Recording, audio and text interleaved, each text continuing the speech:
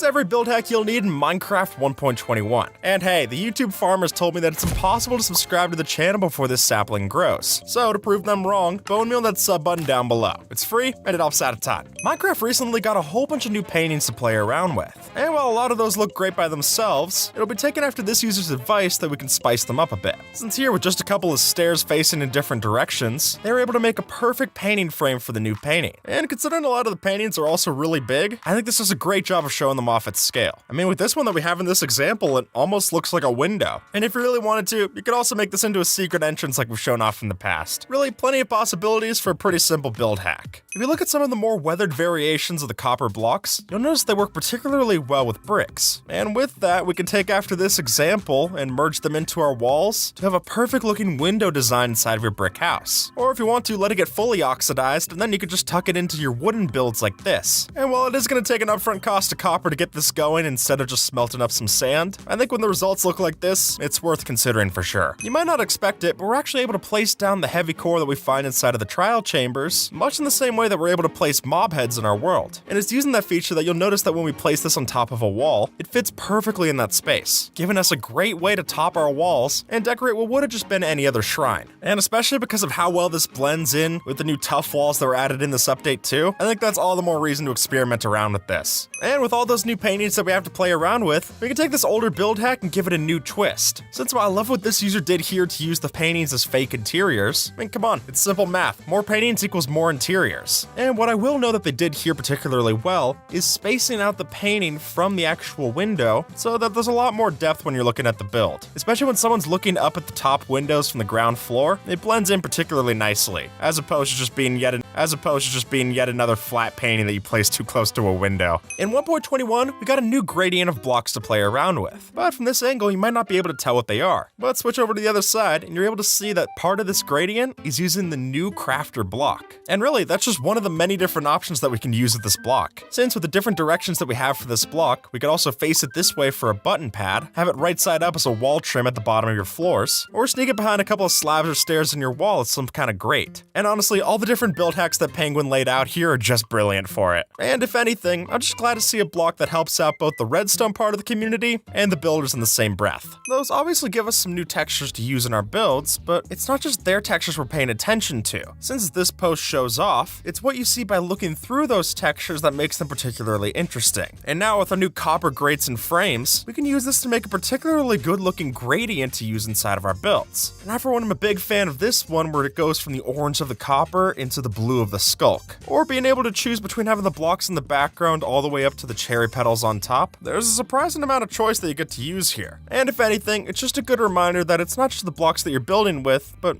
also the different layers of depth that you can add to your build. The copper golem was never added to Minecraft, and while that's definitely an unfortunate circumstance, if you look at a build like this, you'd think that it was added in the most recent update. Since here we've got a great design for a dismantled copper golem. And while I think it looks great to use a carved pumpkin and some roots underneath it like this example, the option to use a chain underneath and then the copper bulb up top also looks particularly good in my opinion. It's no surprise that if you look at the front of the crafter, it's very intentionally supposed to look like a face. I mean, you could even look at Minecraft's concept art and see that this was intentional. And so given that, it was only a matter of time before some people in the community decided that we could make a little robot out of this thing. And this example by Theo Tries does it particularly well. Here, mixing it together with armor stands, not just for the little hat on top, but also for the limbs that stick out of it, looks great. It reminds me of an enemy from Kirby, if anything. And I think the fact that both the armor stand and the crafter use some kind of oak plank texture inside of them sells this illusion even better. And while it might be a pain getting all the armor stands to line up to build this, I mean, look at this part of the post to see just that. But if you're willing to go through the effort, then the results clearly pay off. Now that we've got all these new paintings to play around with, it can be easy to forget our old ones. But I'd ask you to not do that just yet, since by just putting some of these paintings side by side, you can notice that these blend particularly well together. And I for one love the idea of just having our paintings slowly branch out with every new one that they add. I mean, clearly gradients in Minecraft building are already great, so having the option to do this with the paintings in game, that's particularly special in my eyes. But also make sure that you have a good enough space in your build to be able to try this out, because having 6 blocks of horizontal horizontal space to show this off, that's asking quite a bit in Minecraft economics. But if you got a mega base, this will fit in just perfectly. Mining down in the caves can be particularly lonely, especially if you're strip mining. And considering that usually the other options we have for company just try to kill us, I'd much rather have this option for the crafter refill station. Here we got a little crafter buddy with its arm held out for a high five. And then when you go over and do its secret handshake, you notice it's not just a little buddy that's waving to you, but it'll also refill that pickaxe that you just broke. And I think before you get mending or unbreaking in your tools, this could be a great thing to have for those early mining sessions, where you've got just enough for iron, but not much past that. And hey, it's companionship, so you can't put a price on that, and if you could, it's 5 iron ingots. And if you don't go ahead and add in the lever on the side of the crafter, you'll notice that on the side of the texture, this here works particularly well as looking like a phone. So add it on top of a wall with a couple of trapdoors beside it, and we've basically got ourselves a payphone inside of our world. And for the final bits, you can add in a lever with an iron bar on top, finishing it off with a redstone torch for the antenna, and just an empty flower pot to decorate this part on the top, giving you a good looking payphone, and I guess technically the crafter's still usable if you flip this lever. It just might not look as good as the payphone when you do that. You're sacrificing form for function, so choose which one's more important to you at the time. With all the new trapdoors that we got added into the game, that obviously means that we're gonna get a bunch of trapdoor specific build hacks. And perhaps my favorite so far is particularly simple. All we have to do is just place down our chiseled copper blocks in all of our different tones, and then add a matching trapdoor on top of it. Then with a few buttons on the side, we've basically got industrial copper barrels to decorate your build with. And so if you're building something that's more on the radioactive side, I think this works particularly well. I mean, if anything, I'd much rather store toxic waste inside of one of these things instead of a barrel made of spruce. And better still, as this example shows off, if you want to build a bigger barrel, just simply take that 1x1 up to a 2x2.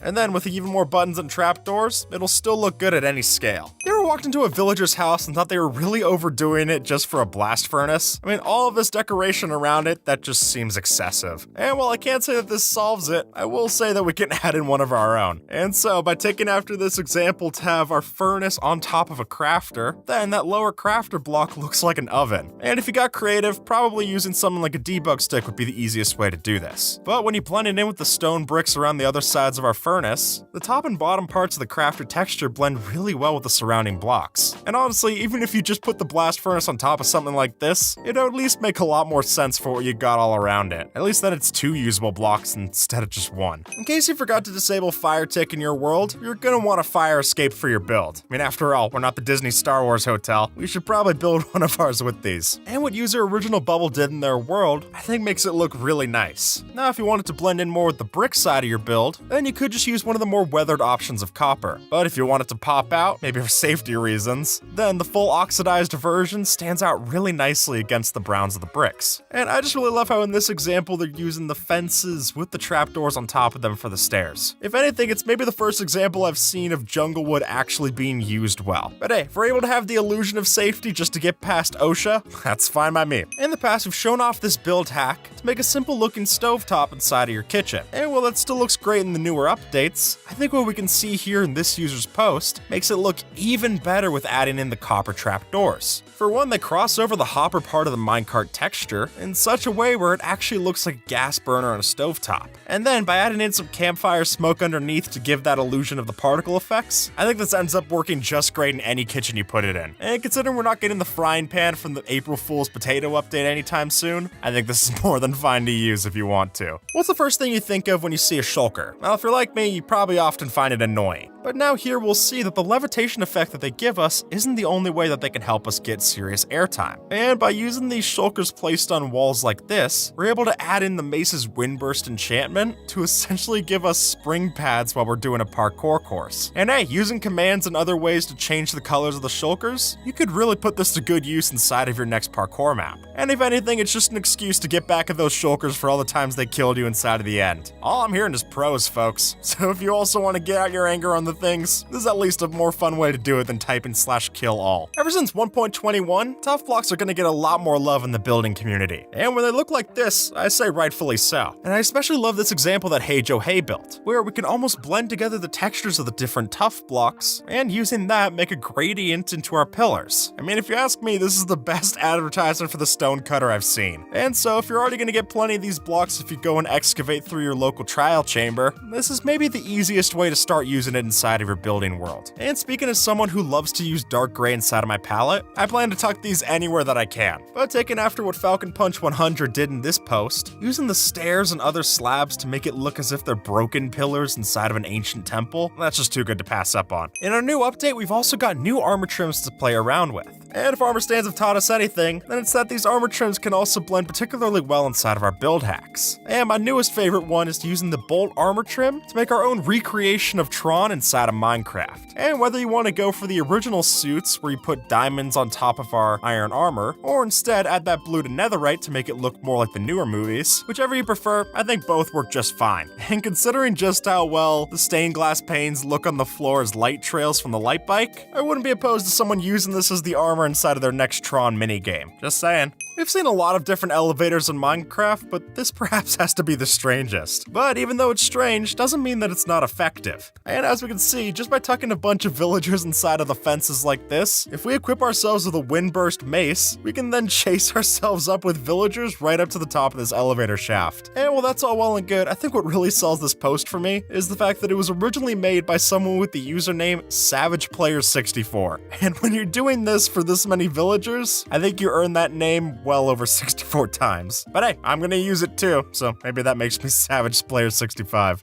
In my personal opinion, Cyberpunk is one of those build styles that's really hard to pull off, but once you do, it looks just fantastic. And what I personally love to see is when people use the paintings as some form of graffiti on the sides of their walls. And while this was originally built before the new paintings were even teased for Minecraft, I think with all the new ones that we got to play around with, our Cyberpunk builds just got a lot more of a story to tell. And I think covering up parts of the paintings too can make it look even like a new painting inside of your world. I mean, look at this example in the original post where the end rods are crossing over this figure in the painting. Even though I'm familiar with the original, and I have been for years, if I didn't look too closely, I'd think it was something entirely new. And that's the kind of ingenuity I always love to see with every new update. Unfortunately, it's impossible for us to stack our heavy cores on top of one another. But while that seems like it would be a downside, when you look at a pattern like this, it might make you want to reconsider. Since by alternating between a heavy core, a wall, and another heavy core on top, we can take after this zigzag pattern and add ourselves a kind of raindrop effect inside of your walls. And using this to texture the outside of a building would look particularly cool. Just also costs a whole lot of heavy cores, so maybe save this one for the creative world. Not only do we have new armor trims to play around with, but we've also got new banner patterns. And once you've settled on all the different layers of banner patterns that you want to use, you can then take those custom banners, add them to the back of a trapdoor like this, and then finally with an armor stand tucked into place, it looks as if you got yourself an easel for an art class. And really what I love most about this original example is just the fact that they actually have a pineapple that they're drawing inside of the middle table. That's just too perfect. And with all the different designs that you can make for banner patterns, such as many of the ones that we've shown off in this video, there's a whole bunch of still life subjects to choose from. Pick your favorite and get ready to enroll in class. A common build hack in the past was using all of these trapdoors to make something out of a trap to catch rabbits inside of. And today we'll see that by switching out those spruce trapdoors for ones of the copper variety, we no longer have a trap, we instead have a crate for our pets. And come on, with all the new wolves that we've gotten in the Armored Paws update, I think they also need something new to hang out in. Just also make sure that you sit them down inside of the crate. Otherwise, if they're not properly crate trained, they're just gonna teleport out like wolves do. Though I can't say I blame them. I also don't like to be trapped in small spaces. While we still don't have any copper fence blocks to play around with, what we do have, as Sad Milkman shows off, is the ability to set back our copper grates like this, and then when placed in such a way, it looks as if we have copper fence that's linking between these copper pillars. And as long as you make sure that people only see it from this angle, then you should be good. You can even add in some copper lightning rods on top of this, and ensure that if you ever get a lightning storm, at least all your copper's not gonna oxidize. With the help of waterlogged stairs, we can make a rim of waterlogged like this, and then within that water, place in our copper grate blocks and add in a storm drain that you can use to line the sides of your streets. Though if you're gonna do this, I'd recommend showing it a little bit more oxidized. Call me a pessimist, but I'm not exactly sure that this much water flowing through a copper grate would keep it looking this nice all the time. But who knows, maybe it's an electrified current. In that case, I'm glad the water's getting drained. I don't want to step foot in it either. And with that, folks, YouTube thinks that you might like this video, so see if they're right and have a good one,